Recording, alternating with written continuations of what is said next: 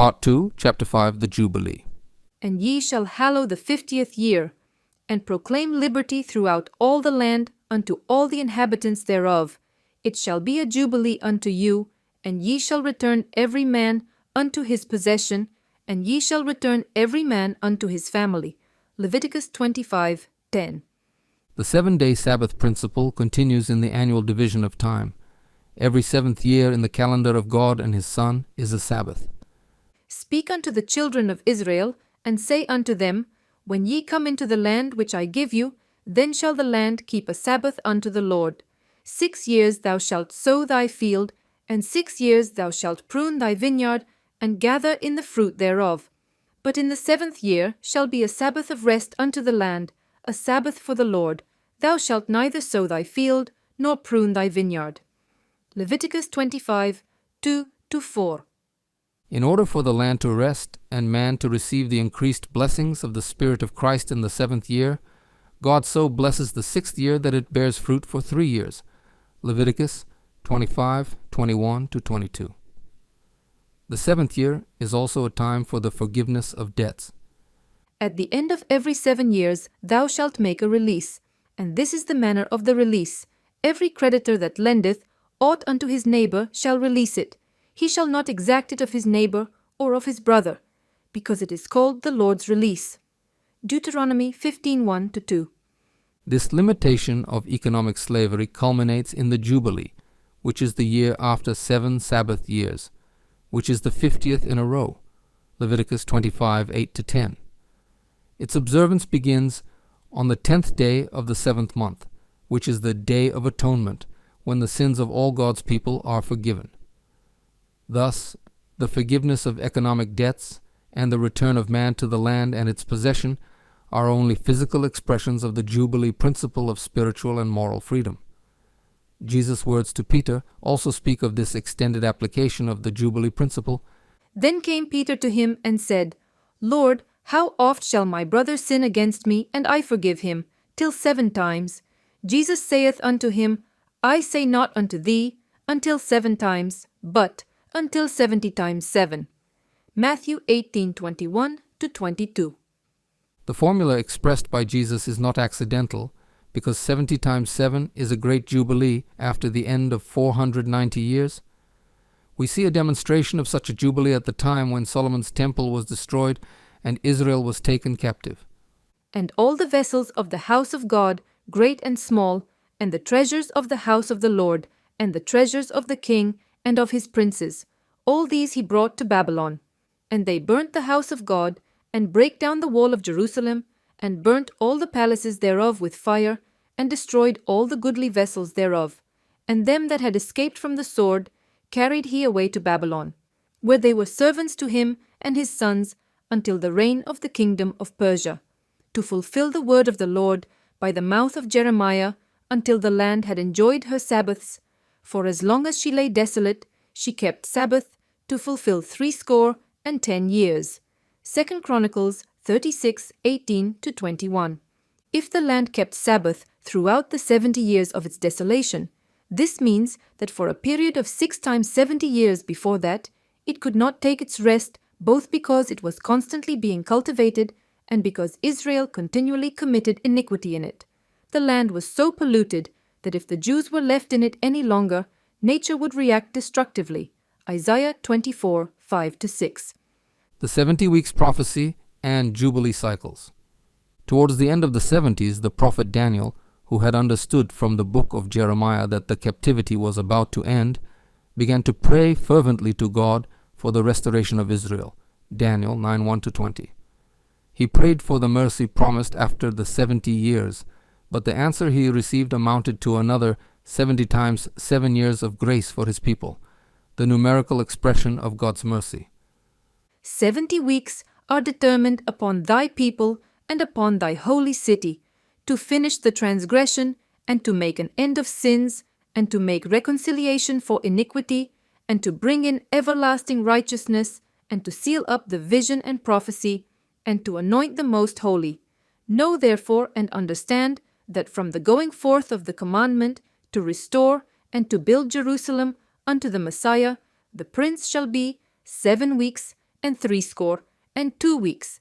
The street shall be built again, and the wall, even in troublous times. Daniel 9:24-25. A new Jubilee period of 490 years marks God's long-suffering with ethnic Israel. At the end of that time, the Messiah, Christ, would come to preach good news to the poor, to proclaim release to the captives, and recovery of sight to the blind, to set at liberty those who are oppressed, and to proclaim the acceptable year of the Lord. Luke 4:18-19. This he would do by a life that fully reflects the beautiful, loving, and non-violent character of our Heavenly Father. We recall that the 490-year period of these 70 prophetic weeks is only part of the greater period of 2,300 years, which begins in 457 BC and ends in AD 1844. According to the prophecy in Daniel 8:14, the restoration of the heavenly sanctuary would begin in 1844. But the restoration or cleansing of the heavenly sanctuary comes as a result of the building of God's temple on earth, which is composed of living foundations and stones, and are built upon the foundation of the apostles and prophets, Jesus Christ himself being the chief cornerstone, in whom all the building fitly framed together groweth unto an holy temple in the Lord, in whom ye also are builded together for an habitation of God through the Spirit. Ephesians 2:20-22. This temple is built according to the divine pattern of the character revealed by Jesus, and therefore those who build themselves into it must know him and be transformed according to him. If so be ye have tasted that the Lord is gracious, to whom coming, as unto a living stone, disallowed indeed of men, but chosen of God, and precious, ye also as lively stones are built up a spiritual house and holy priesthood, to offer up spiritual sacrifices acceptable to God by Jesus Christ. 1 Peter 2:3-5. But not only the temple must be built, but the entire city of Jerusalem must be built. As a structure, it has already been prepared by God, but the 144,000 who will inhabit it have not yet received the name of the Father in their foreheads. Revelation 14:1. This means that they have not reflected the faithful, non-violent character of the Father as manifested by Christ on earth. The prophecy of the 70 weeks specifically calls attention to the time that would be needed to restore and rebuild Jerusalem. Let us read this again. From the going forth of the commandment to restore and to build Jerusalem unto the Messiah, the prince shall be 7 weeks and 62 weeks. The street shall be built again, and the wall, even in troublous times. Daniel 9:24-25. 7 prophetic weeks are set aside for the restoration. These are 49 literal years, which is one Jubilee. Therefore, the restoration of the city takes place in the period 457 to 408 BC. If this is a type of the restoration of the heavenly Jerusalem, we can count 49 Jubilees to see when it ends. But first, it is necessary to clarify whether in the sequential counting of Jubilees, the 50th year is additional or included. There are 2 factors that can solve this problem. The 70 weeks of Daniel chapter 9, which are 490 literal years, lead up to the Messiah the Prince and are associated with freedom from sin. At the same time, they are also 10 Jubilees of 49 years each. But this is possible only if the 50th year is also the first of the next Jubilee cycle. Jubilee Cycles Table. The next reason for counting Jubilees in 49-year increments comes directly from the truth of the non-violent nature of God.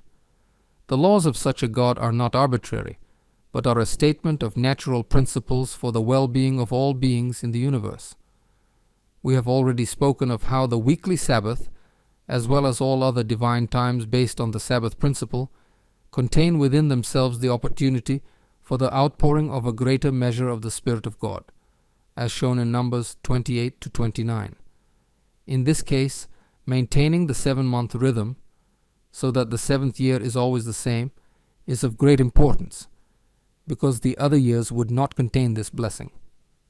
Let us illustrate this. The years in bold in the table are natural Sabbaths, and the 50th year is the first of the next Jubilee cycle. However, if we were to begin the next cycle in the 51st year instead of the 50th year. The next 7th year would be the 57th instead of the 56th, and that would mean getting out of the rhythm of the natural Sabbath years and missing out on the blessing of Christ's spirit of sonship. We choose to believe that the principles of God's kingdom are natural, not imposed, because this is in harmony with His unchanging and true character. Hebrews 13:8.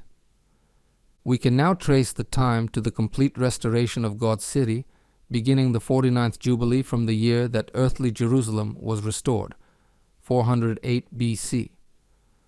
The 49th Jubilee brings us to 1994 AD.